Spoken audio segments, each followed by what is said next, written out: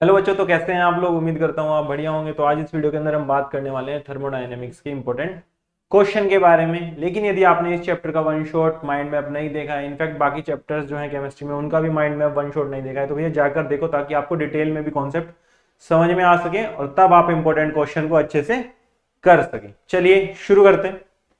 तो आज जो हमारा टॉपिक होगा वो होगा entropy and Gibbs free energy, जो कि अपना सेकंड पार्ट होगा। इससे पहले मैं एंट्रोपी और गिब्स फ्री एनर्जी पर एक वीडियो में क्वेश्चंस करा चुका हूं ऑलरेडी, तो ये हमारा सेकंड पार्ट है। चलिए, सबसे पहला क्वेश्चन आपके पास आता है कि कैलकुलेट द इक्विलिब्रियम कांस्टेंट। हमें इक्विलिब्रियम कांस्टेंट के फाइंड करना है किसी रिएक्शन के लिए। कौन सी रिएक्शन के लिए? ये रिएक्शन है, इसके लिए हमें के निकालना है। ठीक है, हमें क्या दिया है? डेल्टा एच नोट दिया है, डेल्टा एस दिया है, यानी एंट्रोपी और एंथैल्पी दोनों हमें दिए हैं इस पर्टिकुलर रिएक्शन के लिए।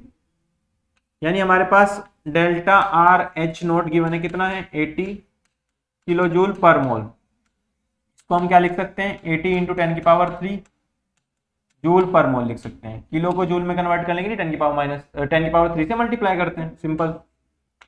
एस नोट किसके बराबर है? 120 जूल पर केल्विन पर मोल। ठीक है, टेम्परेचर अपने पास कितना दिया है? 400 केल्विन। तो अब हमें क्या निकालना है? डेल्टा जी निकाल लेते हैं। डेल्टा जी यदि हम निकाल लेंगे तो हम के बता सकते हैं, क्योंकि हमें एक फॉर्मूला पता है के निकालने के लिए कि क्या होता है। Delta G naught is equal to -2.303 R T log K होता है। हमें ये फॉर्मूला पता है, तो हम सबसे पहले क्या करते हैं? डेल्टा जी निकाल लेते हैं। तो डेल्टा जी निकालने के लिए क्या इक्वेशन होगी? Delta G R naught is equal to delta R H naught minus T delta S naught. Delta H कितना है? 80 इंटू 10⁻³ माइनस टेम्परेचर कितना है? 400 इंटू एस कितना है? 120।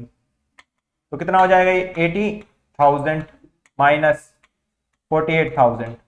इसको सोल्व करेंगे तो आएगा 48,000। अब इसमें से माइनस करेंगे तो कितना आएगा?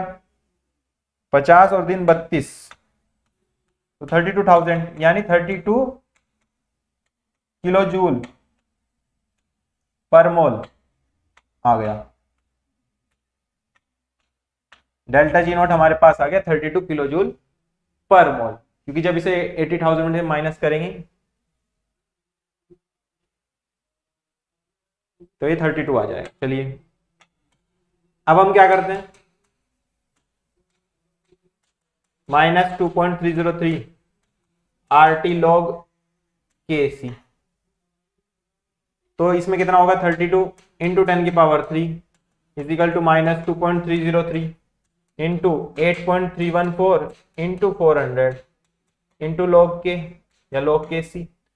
तो लॉग के सी हमें निकाल लेते हैं। चलो, लॉग के सी को इधर जो रखते हैं, इसके डिवाइड में ले जाते हैं इन सब मल्टीप्लीकेशन वाली टर्म को। 32 into 10⁻³ divided by -2.303 into 8.314 into 400। तो log के सी बराबर हो जाएगा, सोल्व करेंगे इसको, तो इसको सोल्व करेंगे तो आएगा कुछ 32,000 divided by 2.303 divided by 8.314 divided by 400। तो ये आ गया 4.17 माइनस में। अब के सी बराबर हो जाएगा 10⁻⁻4.17। तो चलो अब के सी निकाल लेंगे 10⁻⁻417 को सोल्व कर 10⁻⁻4.17, ये हो गया 6.7 इंटू 10⁻⁻5। तो ये हमारा क्या हो जाएगा?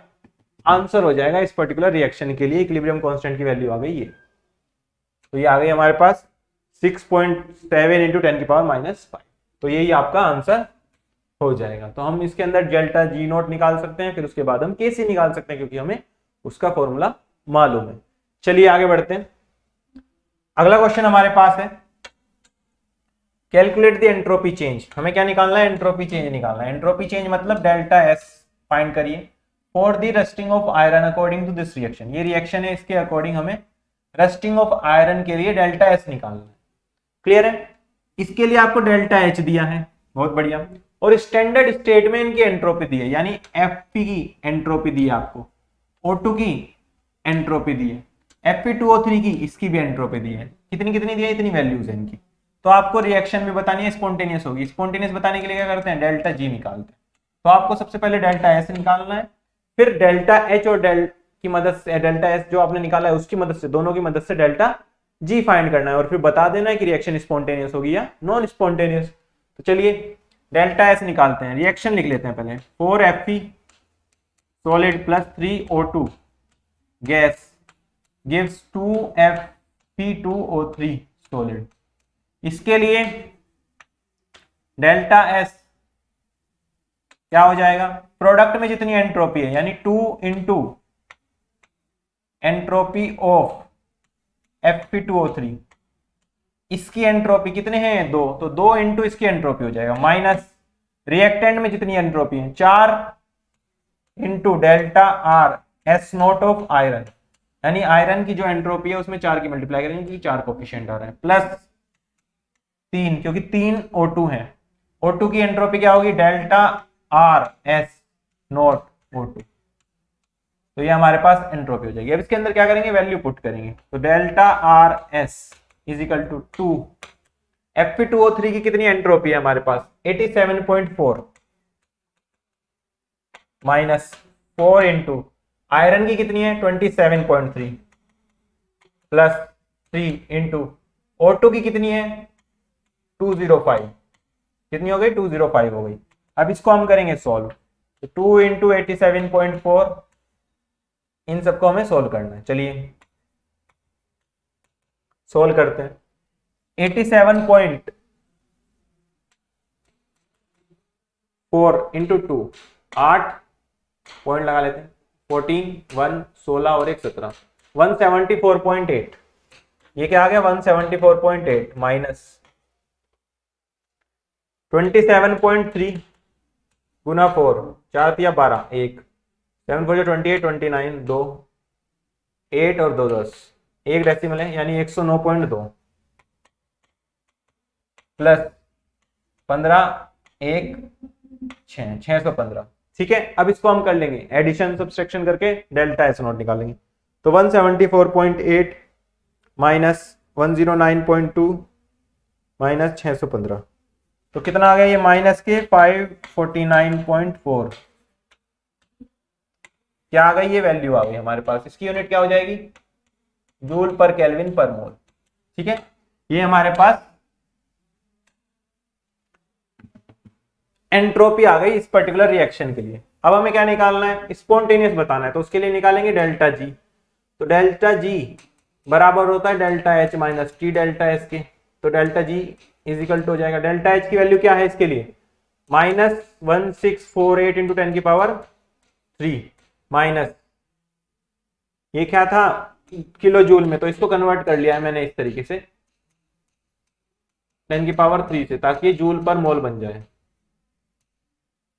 ठीक है बेटा, तो हमारे पास ये वैल्यू आ गई। माइनस टी, टेम्परेचर कितना है यहाँ पर 25 डिग्री सेल्सियस, 25 डिग्री सेल्सियस मतलब 298 केल्विन, तो कितना हो गया 298 इंटू एंट्रोपी कितनी है माइनस के 549.4, तो delta G is equal to minus 1648000 minus minus plus, क्योंकि अंदर माइनस है बाहर माइनस है तो माइनस माइनस प्लस हो जाएगा। 298 इंटू 549.4, तो डेल्टा जी जोड़ोगे तो आएगा, इसकी मल्टीप्लाई करके लिख लेते हैं पहले, कितनी मल्टीप्लाई होगा इसका, आ गया 298 इंटू 549.4, यह आएगा 16372.2। तो इसे सोल्व करते हैं, ये आ गया 1484278.8 माइनस का। क्लियर है, यहां तक हमारे पास आ गया। इसकी क्या यूनिट हो जाएगी, इसकी यूनिट हो जाएगी joule per mole. Delta G is equal to 10 की पावर 3 मतलब यहां तक लिख सकते हैं, तो माइनस 1484.28 इंटू 10 की पावर 3 जूल पर मोल। तो डेल्टा जी क्या हो गया माइनस 1484.28 किलो जूल पर मोल। ये हमारे पास डेल्टा जी आ जाएगा इस पर्टिकुलर रिएक्शन के लिए। यदि हमारे पास डेल्टा जी नेगेटिव आया, इसका मतलब ये रिएक्शन कैसी हो गई, स्पॉन्टेनियस। कैसी हो गई, स्पॉन्टेनियस रिएक्शन हो गई हमारे पास जो ये यहां पर लिखी हुई है। चलिए, तो कैसी रिएक्शन हो जाएगी, स्पॉन्टेनियस हो जाएगी। वैल्यू क्या हो जाएगी, ये हो जाएगी इसकी वैल्यू। ठीक है, चलिए इस तरीके से हम स्पॉन्टेनिटी के बारे में बता सकते हैं किसी भी पर्टिकुलर रिएक्शन के अंदर, और डेल्टा जी भी फाइंड कर लेंगे। यदि पॉजिटिव आ जाता तो हम कहते कि एंट्रोपी मतलब पॉजिटिव आता तो कहते नॉन स्पॉन्टेनियस रिएक्शन है। चलिए अगला क्वेश्चन हमारे पास है, फॉर द रिएक्शन, ये कोई रिएक्शन है 2a plus B, 2a plus B gives C, इसके लिए डेल्टा H कितना है 400 kilo joule per mole, delta S कितना है 0.2 किलो जूल पर केल्विन पर मोल। बहुत बढ़िया। At what temperature will the reaction will become spontaneous considering delta H to be constant over the temperature range? यानी इन दोनों को कांस्टेंट मानते हुए, यानी जिस पर्टिकुलर टेम्परेचर पर अब हम बात करेंगे बोलेंगे उस पर्टिकुलर टेम्परेचर के लिए ये दोनों चेंज नहीं होंगे, मतलब जो वैल्यू इनकी दी है वो ही रहेंगी, ऐसा ये कह रहे हैं। तो हम इसके लिए चलो हमारे पास रिएक्शन है, ये डेल्टा H गिवन है, डेल्टा S गिवन है, हमें रिएक्शन की स्पॉन्टेनिटी बतानी है, यानी डेल्टा जी को हम मान लेते हैं कि 0 है। 0 मानेंगे तभी तो कुछ टेम्परेचर निकालेंगे जिसके कोरस्पॉन्डिंग हम कुछ बात कह पाएंगे। ठीक है, कौन, क्योंकि टेम्परेचर पूछा है यहाँ पर, किस टेम्परेचर पर ये रिएक्शन स्पॉन्टेनियस होगी। तो चलिए 0 delta H is equal to delta H minus T delta S, तो डेल्टा जी क्या हो गया 0, डेल्टा H कितना है 400 केल्विन यानी 10 की पावर 3, मतलब किलो है यहाँ पे तो 10 की पावर 3 आ जाएगा, minus T into delta S कितना है 0.2 इंटू 10 की पावर 3, ये क्या आ गया जूल पर मोल आ गया, इजिकल टू 0, इसका मतलब ये इधर ले जाते हैं 400 इंटू 10 की power 3 is equal to temperature into 0.2 into 10 की पावर 3, इससे ये कैंसिल 10 5, टेम्परेचर क्या आ गया 2000 केल्विन आ गया। इसका मतलब यदि टेम्परेचर 2000 केल्विन है तो हमारे लिए रिएक्शन क्या हो जाएगी, इक्विलिब्रियम पर हो जाएगी। अब हमें क्या चाहना है कि ये रिएक्शन स्पॉन्टेनियस हो, हम बताना चाह रहे हैं कि ये रिएक्शन स्पॉन्टेनियस हो। ये रिएक्शन स्पॉन्टेनियस कब होगी, चलो उसकी बात कर लेते हैं। स्पॉन्टेनियस कब होगी, जब ये वैल्यू नेगेटिव आए। ये वैल्यू नेगेटिव कब आएगी, जब इसके कोरस्पॉन्डिंग ये वाली टर्म क्या हो बिगर, और ये वाली क्या हो स्मॉल, क्योंकि ये वैल्यू पॉजिटिव है और ये जो वैल्यू है डेल्टा है ये भी पॉजिटिव है। तो यदि इन दोनों का मल्टीप्लीकेशन नेगेटिव है और नेगेटिव वैल्यू बड़ी होगी तभी ये डेल्टा जी नेगेटिव हो सकता है। तो टेम्परेचर की वैल्यू हमेशा 2000 से क्या आनी चाहिए, बड़ी आनी चाहिए, 2000 से ज्यादा आएगी तभी तो ये वाली टर्म बड़ी होगी। यदि 2000 ही हमने टेम्परेचर की यहां पर वैल्यू रख दी तो डेल्टा एच और डेल्टा टी एस आपस में कटकर 0 ही देंगे, क्योंकि हम इस रिएक्शन के लिए 0 के लिए ही तो 2000 केल्विन निकाला है। यानी 2000 से यदि ज्यादा होगा टेम्परेचर तब ये वाला जो टी डेल्टा एस है ये बड़ा होगा तो माइनस वाली वैल्यू बड़ी पॉजिटिव से, तो क्या हो जाएगी ओवरऑल रिएक्शन नेगेटिव यदि ओवरऑल रिएक्शन हो जाती है तो डेल्टा जी क्या हो जाएगा नेगेटिव। यदि डेल्टा जी नेगेटिव हो जाएगा तो हम कह सकते हैं कि इस पर्टिकुलर टेम्परेचर कंडीशन के लिए जो रिएक्शन है वो क्या होगी स्पॉन्टेनियस, क्या हो जाएगी स्पॉन्टेनियस हो जाएगी।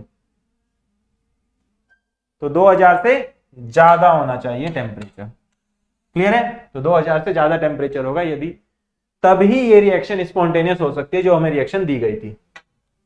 चलिए आगे बढ़ते हैं। अगला क्वेश्चन हमारे पास है 2Cl, दो Cl के मॉलिक्यूल यानी दो Cl के एटम है आपस में कंबाइंड होकर एक Cl2 का मॉलिक्यूल बना रहा है। यानी ये क्या है एटम्स, ये क्या है मॉलिक्यूल, और एटम से जब भी मॉलिक्यूल बनता है इसका मतलब एनर्जी रिलीज होगी। क्यों रिलीज होगी, क्योंकि कोई भी एटम आपस में कंबाइन होकर मॉलिक्यूल तभी बनाते हैं जब वो स्टेबल बन रहा हो। स्टेबल का मतलब है एनर्जी निकाली हो अपने से तभी तो स्टेबल होगा। भाई किसी के अंदर ज्यादा एनर्जी है तो वो अनस्टेबल है, यदि कम एनर्जी है तब वो अनस्टेबल नहीं होगा, स्टेबल होगा।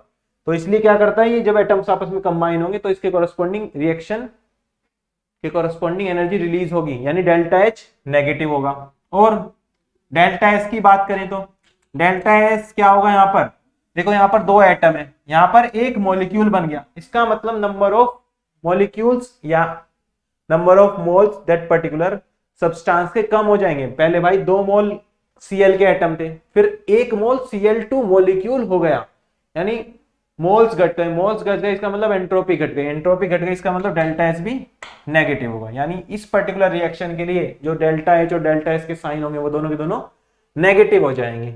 क्या हो जाएंगे बेटा? नेगेटिव हो जाएंगे दोनों के दोनों। सो आंसर कैसे लिख सकते हो आप एग्जाम में? The given reaction represent the formation of bond, hence energy is release, so delta H is equal to negative. Further 2 moles of atom have greater randomness than 1 mole of molecules, hence randomness decreases, so delta S is negative. इस तरीके से हम इस तरह के question को deal करेंगे। Clear है? चलिए आगे बढ़ते हैं। अगला क्वेश्चन हमारे पास है, फॉर द रिएक्शन, कोई रिएक्शन है इसके अंदर 2A गैस है, B गैस के साथ कंबाइन हो रहा है और हमें 2D मिल रहा है। चलो बढ़िया है, 2D मिल रहा है हमें। डेल्टा यू नोट दिया है यहाँ पर माइनस के 10.5 किलो जूल और डेल्टा एस नोट दिया है माइनस के 44.10 जूल पर केल्विन। कैलकुलेट करना है हमें delta G note, delta G note हमें करना है इसके अंदर फाइंड फॉर दिस रिएक्शन, और प्रिडिक्ट करो ये रिएक्शन स्पॉन्टेनियस होगी या नहीं होगी। तो हमारे पास डेल्टा यू है, लेकिन हमें डेल्टा जी नोट निकालने के लिए एक फॉर्मूला तो सिर्फ ये पता है कि delta H naught minus T delta S note होता है। तो हमारे पास ये निकालना है, ये हमारे पास है, ये हमारे पास है। हमें डेल्टा एच कहीं से पता लग जाए तो हम ये फाइंड कर सकते हैं। कहां से पता लगेगा? रिएक्शन से। रिएक्शन क्या दिए हैं? दिस रिएक्शन दिए है, डेल्टा यू आपके पास गिवन है। तो सोचोगे तो डेल्टा एच और डेल्टा यू के बीच में एक रिलेशन आपके ध्यान में आएगा। फॉर गैसेस क्या होता है? Delta H naught is equal to delta U naught plus del N G R T. तो डेल्टा एच नोट बराबर हो जाएगा, डेल्टा यू कितना है? माइनस के 10.5 किलो जूल, मतलब 10 की पावर 3 जूल, माइ प्लस डेल्टा एन जी। इस पर्टिकुलर रिएक्शन के लिए प्रोडक्ट में 2 है, रिएक्टेंट में 2 + 1 3 है, तो क्या आ गया? 2 - 3 यानी -1, यानी -1। आर की वैल्यू 8.314, टेम्परेचर कितना है? 298 केल्विन है, नहीं दिया है तो 298 ही मानेंगे। Delta H naught is equal to minus 10,500 minus 8.314 into 298। करो सोल्व, इसे सोल्व करने पर हमारे पास डेल्टा एच नोट आएगा। चलिए करते हैं सोल्व। 10,500 8.314 इंटू 298, तो ये आएगा माइनस के 12977.57। इसकी क्या यूनिट हो जाएगी? जो इसकी है, यानी जूल। क्या हो गई इसकी यूनिट? जूल हो गई। अब हमारे पास डेल्टा एच प्रेजेंट है, तो हम यहाँ पर जो है डेल्टा एच नोट निकाल चुके हैं। अब हम डेल्टा जी नोट निकाल लेते हैं। Delta G naught is equal to delta H naught minus T delta S naught. तो डेल्टा जी नोट कितना है हमें निकालना है? माइनस 12977.57 माइनस टी 298 है, एस क्या है? माइनस 44.10। तो ये कितना आएगा? माइनस के 2997.57 plus minus minus plus 298 into 44.10। अब इसको करेंगे हम सोल्व। चलिए सोल्व करते हैं। तो 298 को जब मल्टीप्लाई करेंगे 44.10 से, तो ये हमारे पास आएगा माइनस के 2977.57, ये तो जुका तो है, प्लस 13141.8। अब इसको हम सोल्व करेंगे तो हमारे पास आएगा प्लस का 164.23 जूल में। किलो जूल में कराने के लिए 0.16 किलो जूल हो गया ये। तो इतना हमारे पास डेल्टा जी नोट आ गया। अब डेल्टा जी नोट क्या है? पॉजिटिव। यदि डेल्टा जी नोट आया है पॉजिटिव, तो इसका मतलब रिएक्शन कैसी हो गई? Non spontaneous. तो रिएक्शन कैसी हो जाएगी अपनी? नॉन स्पॉन्टेनियस हो जाएगी। चलिए, तो इस तरीके से हम स्पॉन्टेनिटी के बारे में कमेंट कर सकते हैं। तो ऐसे क्वेश्चन बहुत ज्यादा इंपॉर्टेंट हो जाते हैं इस चैप्टर के अंदर। चलिए आगे बढ़ते हैं। तो हमारे पास पॉजिटिव आ जाएगा। अगला क्वेश्चन हमारे पास है, the equilibrium constant for the reaction is 10, यानी के दे दिया यहाँ पर 10। What will be the value of delta G note? Delta G note की हमें वैल्यू बतानी है, क्या होगी? आर हमारे पास गिवन है, कितना है? 8.314 जूल पर केल्विन पर मोल। टेम्परेचर कितना है? 300 केल्विन। तो डेल्टा जी फाइंड करते हैं। तो delta G naught is equal to क्या होता है? Minus R T -2.303 RT log K, delta G naught is equal to -2.303, R कितना है 8.314, टेम्परेचर कितना है 300 इंटू log 10, log 10 की वैल्यू क्या होती है 1, तो -2.303 इंटू 8.314 इंटू 300 जूल पर मोल में आएगी वैल्यू। इसे करेंगे अब हम सॉल्व। चलो सॉल्व करते हैं। 2.303 इंटू 8.314 इंटू 300 क्या हो गया माइनस के 5744.14 जूल पर मोल, यानी माइनस के 57.4 सॉरी माइनस के 5.744 इंटू 10 की पावर 3 जूल पर मोल। किलो जूल में कन्वर्ट करने के लिए लिख देंगे -5.744 इंटू 10 की इंटू 44 किलो जूल पर मोल, क्योंकि 10 की पावर 3 कहीं पर होता है तो उसे हम किलो में कन्वर्ट करके इस तरीके से लिख सकते हैं। तो आंसर हो गया हमारा माइनस के 5.744 किलो जूल। क्लियर है? तो इस तरीके से हम इस तरह के क्वेश्चन को सोल्व करेंगे। तो हमने एंट्रोपी और गिब्स फ्री एनर्जी पर क्वेश्चन देख लिए ताकि हम एग्जाम में अपने चीजें कर सकें। तो चलिए मिलते हैं अगली वीडियो में, तब तक के लिए अपना ध्यान रखें और अच्छे से पढ़ते रहें।